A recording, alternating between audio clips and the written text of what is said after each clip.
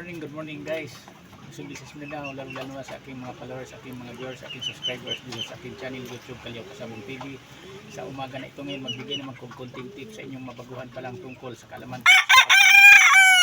sa tinatawag o puro. Ang tinatawag o puro, hindi ganun kadali. Para sa inyong mabaguhan pa lang, ipapaliwanag ko sa inyo. Yan ang topic natin ngayon sa umaga na ito ngayon. Katulad nito, ito siya, linyada na limon, babae. Bago tayo magkaroon puro, kailangan yan, ito anak na babae, ibabalik natin sa ama. Tapos ang magiging anak naman ito nga babae, ibabalik pa rin natin sa ama. Ganon din ang gagawin natin sa mga pinagalingan nito niya, ibalik-balik lang natin. Lalong-lalo kung ang ama ang gustuhin nyo dahil nagustuhan nyo maganda ang performance sa isa kalinyada sa Kamanok, doon nyo ibalik-balik ang kaniyang mga lahi.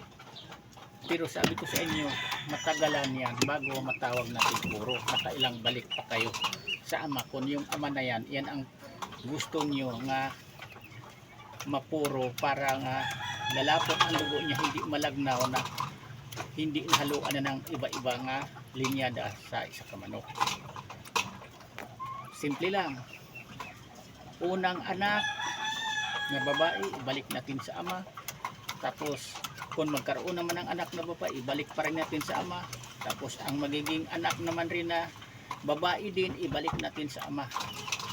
Doon pa magkaroon kayo ng tinatawag o puro nga linyada sa isa Kamanok. Kaya lang medyo matagalan kasi tulad nito, unang anak halimbawa ilang months pa ito bago magpapalahi, nasa mag-antay ka pa ng 7 months bago magpapalahi. Tapos ipa-incubate mo pa ang magiging mga itlog nito. Pag maging sisiw, kung mayroong maging babae, ibalik mo naman ulit sa ama. Tapos ang magiging anak naman noon, mga sisiw na yun, matagal pa. Kung magkaroon naman dig anak na babae yun, yun naman ibalik mo naman sa pinagalingan niya na lahi na gusto mo nga. Yan ang gagamitin mo nga tawag magpuro ka kasi maganda ang performance sa isang kalinyada sa Kamanok winning line. Ganun pa magkaroon ka ng puro. Matagal bago tayo magsimula magkaroon ng puro. Totoo lang kasi karamihan sa mga manok ngayon process na ang ginagamit. Pero madali na lang yan kung may materialis ka na na babae na nagawa mo na naging puro.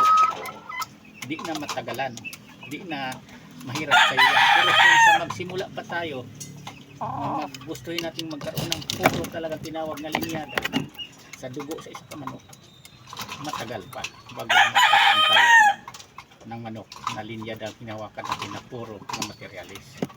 Yan ang totoo niyan. Kung gusto mong maging puro ang gagamitin mong materialis, yan totoo. Pero kung tulad dito, puro na, mayroon ka ng puro na inahin, babae, tuloy-tuloy na yan kung gugustuhin mo. Iyon pa rin ang gagamitin mo na palahian sa, halimbawa i-process mo naman, puro na ito, ipalahian mo naman din sa winner mong mga lalaki. Kasi gusto mo naman din na magkaroon ka ng puro na sa winner mong ibang lahi naman, ganun pa rin ang gagawin mo. Kahit puro na ito, ang anak nito nga babae, ibalik mo pa rin sa ama. Ganun lang ang ginagawa niyan, ibalik-balik lang sa pinagalingan ng lahi bago ka makapalabas ng puro. Kaya sinasabi ko sa inyo, sa simula, hindi ganun kadali. Matagalan ka muna, malaki muna ang gagastusin mo bago ka magkaroon ng puro.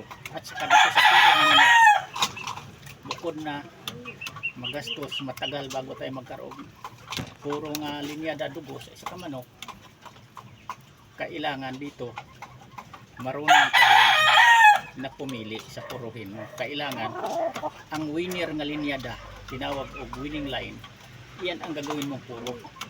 Kasi sayang lang ang pinaghirapan mo, malaki mong ginagastos, malaki ilang taon bago ka mag-antay magkapuro, tapos hindi maayos na linyada ang pinuro mo. Useless lang din.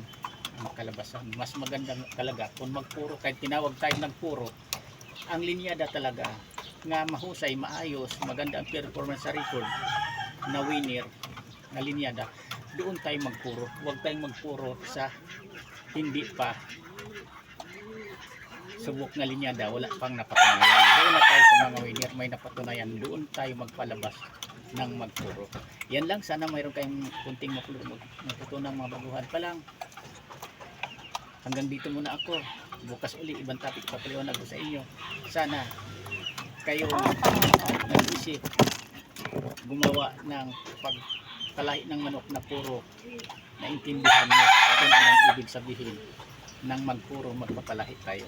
Mag-antay muna tayo ng medyo matagal-tagal na panahon bago tayo magkaroon ng manok na linyada na tinawag na natin puro. Sarili natin gawa, sarili natin pagpalahi. Yan lang, bye-bye.